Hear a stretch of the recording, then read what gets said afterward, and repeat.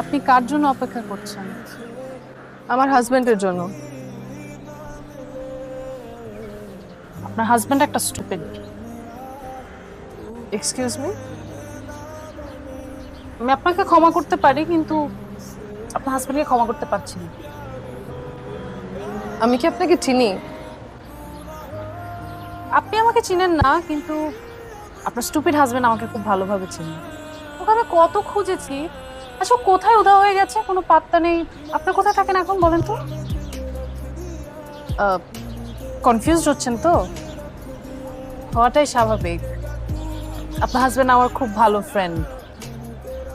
গত 3 বছর ধরে কোনো যোগাযোগ হয়নি, খুঁজে পাইনি। স্টুপিডটা কোথায় থাকে এখন? আমরা এই স্টেশনের কাছেই থাকি। আসলে ওর থাকার তো কোনো ঠিক নেই, আজ এখানে কাল ওখানে। ওর চাকরিটা ওরকম। কিছু মনে করবেন না, আপনাকে ঠিক চিনতে পারছি না। আর ইয়েতেও আপনাকে দেখিনি। আমাকে তো বিয়ের দাওয়াত দেয়নি, আমাদের যোগাযোগ নেই এখন। আপনাকে আমি কিভাবে চিনি সেটা এখন বলবো না।